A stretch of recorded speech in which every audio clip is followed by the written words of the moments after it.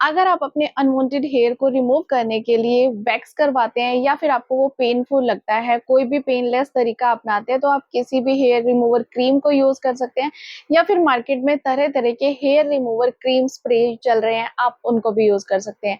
लेकिन इसके बेनिफिट्स क्या होते हैं, साइड इफेक्ट्स क्या होते हैं, वो जान लेना बहुत ही ज्यादा जरूरी है। तो आज हम बात करने वाले हैं अर्बन योग के हेयर रिमूवर क्रीम स्प्रे के बारे में। इसका फुल डिटेल में मैं रिव्यू करने वाली हूँ और आपको इसके बेनिफिट्स एंड साइड इफेक्ट्स भी बताने वाली हूँ। वीडियो को लास्ट तक देखिएगा। सबसे पहले बात करते हैं इसके प्राइस के बारे में। 200 ml की क्वांटिटी आपको मिल जाती है कुछ 400 से 500 रुपए में। एंड अभी मुझे ये ऑफलाइन तो किसी भी प्लेटफॉर्म पे नहीं मिला, मैंने बहुत पता किया, बट ये ऑनलाइन आपको मिल जाएगा हर प्लेटफॉर्म पे। फ्लिपकार्ट, अमेजोन, मिंत्रा वगैरह सब जगह पे ये अवेलेबल है। एंड अगर बात करूँ इसकी कि कंपनी का क्लेम करना है कि ये 5 से 7 मिनट में हमारे हेयर को रिमूव कर देता है। तो क्या सच में ऐसा है? तो मैं आपको इसका लाइव डेमो भी करके दिखाने वाली हूँ।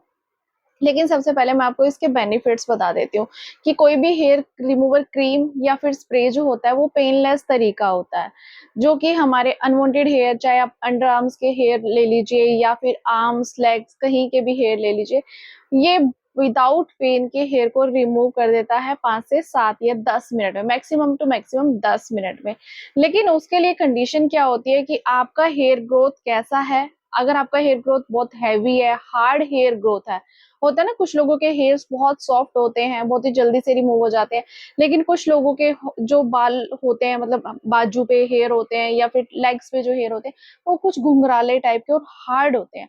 तो वो कम से कम 15-20 मिनट लग जाएंगे। मतलब कंपनी ने क्लेम तो किया 5 से 7 मिनट में रिमूव हो जाए, लेकिन 15 से 20 मिनट लग जाते हैं हेयर को निकलने में।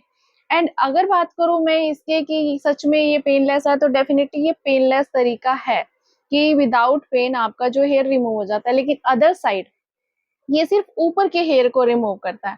तो ये एक इसका साइड इफेक्ट्स बोल सकते हैं, इसका एक ड्रॉबैक बोल सकते हैं कि अगर हम हेयर वैक्सिंग कराते हैं, वो पेनफुल तरीका तो बेस्ट है, लेकिन ये जो है वो ऊपर ऊपर से बाल निकालता है, लेकिन हेयर वैक्सिंग जो है आपके रूट से बाल निकालता है, जिससे कि हेयर ग्रोथ जल्दी नहीं आती, स्किन सॉफ्ट हो जाती है, टैनिंग खत्म हो जाती है, स्किन ब्लैक नहीं होती।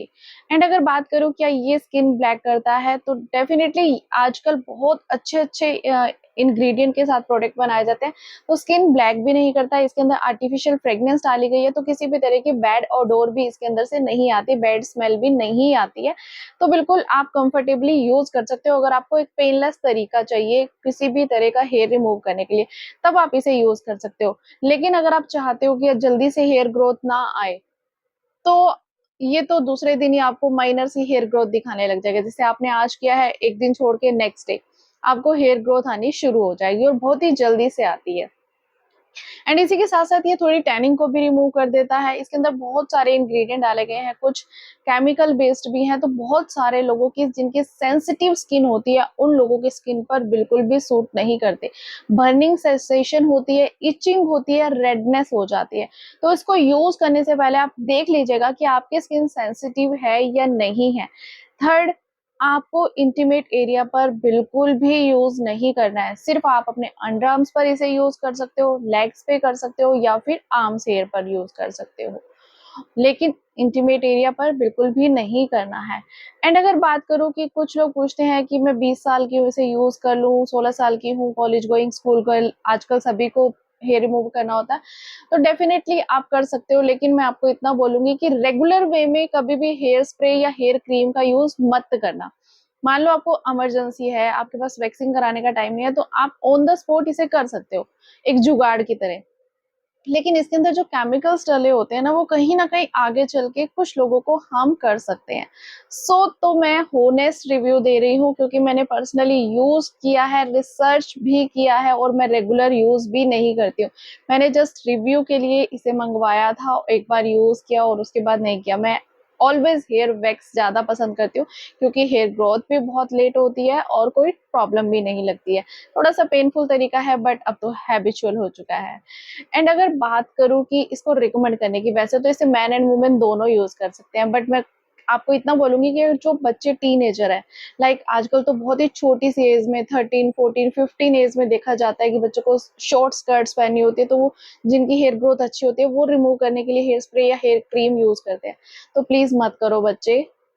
कोई फ़र्क नहीं पड़ने वाला, क्या हो गया, ये तो नेचुरल चीज़ है, मत करना अभी, इतनी जल्दी से स्टार्ट मत करना। अगर आपकी एज 20 प्लस हो चुकी है तो आप यूज़ कर सकते हो, लेकिन इस तरह के, मैं ये नहीं कहती कि इसी को, कोई भी hair cream, hair remover cream या hair remover spray please regular way में यूज मत करना बिल्कुल भी। कहीं ना कहीं आगे चल के ये बहुत स्किन प्रॉब्लम्स देता है, स्किन इरिटेशन देता है बहुत ज्यादा। तो अगर मैं रिकमेंड करने की बात करूँ तो सिर्फ आप एक ट्रायल के तौर पे, कभी कभार जुगाड़ के तौर पे, मतलब ऑन द स्पॉट की आपको कहीं जाना पड़ गया तभी आप यूज कर सकते हो। रेगुलर वे में नहीं करना कि आज भी यूज कर लिया फिर 15 दिन बाद फिर आप यूज कर रहे हो, क्योंकि आपको पेन नहीं चाहिए, आपको वैक्स नहीं कराना।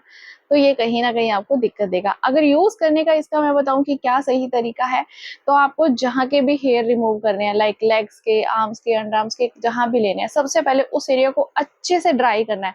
वेट एरिया नहीं होना चाहिए। ड्राई करने के बाद हेयर स्प्रे को अच्छे से स्प्रे करना है, कुछ सेंटीमीटर्स की दूरी पर, मतलब बिल्कुल ही डायरेक्ट नहीं करना है, थोड़ा-सा शेक करना है, उसके बाद आपको स्प्रे करना है। उसके बाद 5 से 7 मिनट के लिए छोड़ देना है।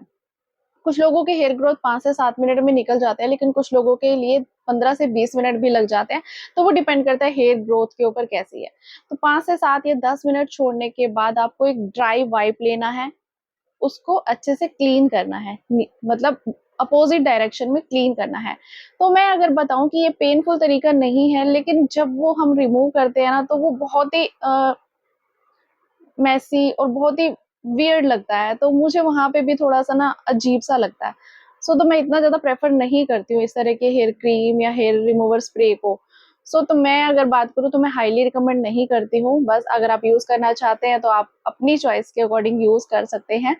बस पेनलेस तरीका नहीं है, बाकी इसके कोई मुझे बेनिफिट्स वाली बात नहीं दिखती है। और स्किन की बात करूँ टैनिंग की, तो टैनिंग तो वैक्स से भी निकल जाती है। टैनिंग टैनिंग के लिए तो आप कोई भी बॉडी स्क्रब भी यूज़ कर सकते हैं, वो भी निकल जाती है। तो आप देख लीजिएगा कि आपको परचेज़ करना है या नहीं करना। अभी के लिए इतना ही था। अगर आपको वीडियो इन्फॉर्मेटिव लगी हो तो प्लीज़ वीडियो को लाइक करना, चैनल को सब्सक्राइब करना and thank you for watching. Bye bye, take care.